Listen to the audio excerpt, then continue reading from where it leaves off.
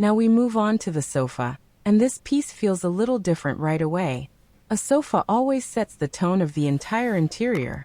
It takes up more space, it anchors the scene, and everything else seems to gather around it. Even in miniature form, a sofa carries a sense of comfort, rest, and togetherness.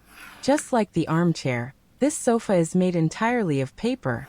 There are no soft materials hidden inside, no fabric layers underneath.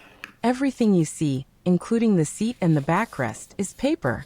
And yet the goal is the same: to make it look calm, welcoming, and comfortable. Working on a sofa requires a slightly different mindset. The shapes are wider, longer, and more visible. Any imbalance in proportions becomes noticeable immediately. This is where patience becomes especially important. It's not difficult work, but it is attentive work. I often think of this stage as a quiet conversation with the material. Paper has its limits, and the larger the surface, the more clearly you feel them. Smooth curves across a wide seat or a long backrest don't happen instantly. They appear gradually, as you guide the paper into place, adjust it, and give it time to settle. There were moments during this process when I had to step back and simply look at the sofa from a distance. Sometimes the shape feels right when you're working close to it, but changes once you see it as a whole. That's when small adjustments make a big difference. The tools here remain the same: scissors, silicone-based glue, an awl for pressing seams, and sturdy paper with a density of 160 grams. Nothing changes, and that's intentional. Once you understand the basic principle, you can apply it to different pieces without constantly switching tools or techniques. That familiarity allows you to focus on the form instead of the mechanics. One thing that often happens when working on larger miniature pieces is that they start to feel almost real. You catch yourself imagining how someone might sit down, where the cushions would shift, or how a blanket would naturally fall across the seat. That's usually a good sign. It means the proportions are working. Just like with the armchair, adding fabric can completely transform the sofa.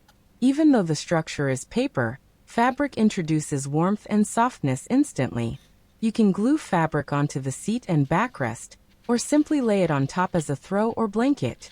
Both approaches work beautifully and give very different moods. Pillows play an especially important role on a sofa. You can add more of them, change their size, or cover them with fabric. A few small pillows can turn a very minimal paper sofa into something that feels lived in and cozy. And the nice thing is that none of this has to be permanent. You can change the look whenever you want. This sofa works wonderfully in miniature interiors, dioramas, and storytelling scenes. It can become the center of a living room, a place where characters gather, talk, or rest. It can also be used in decorative installations or creative displays where mood and atmosphere matter more than realism. Many people enjoy building miniatures like this as a form of slow crafting or art therapy. Repeating careful movements, focusing on small details, and watching a piece slowly come together can be very grounding. It's a quiet kind of creativity that doesn't demand perfection. And of course, funny moments still happen. Sometimes you realize that one side of the sofa is slightly higher than the other. Sometimes a piece sticks where it shouldn't. Sometimes you finish a step, feel very satisfied, and then notice a tiny detail you completely missed. At that point, you can either fix it or accept it as part of the handmade character. Both choices are valid. As we continue assembling this sofa, I encourage you to work at your own pace. There is no finish line you need to race toward. Let the process unfold naturally. Enjoy the repetition, the small corrections, and the quiet focus. This sofa, together with the armchair and the coffee table, completes the set.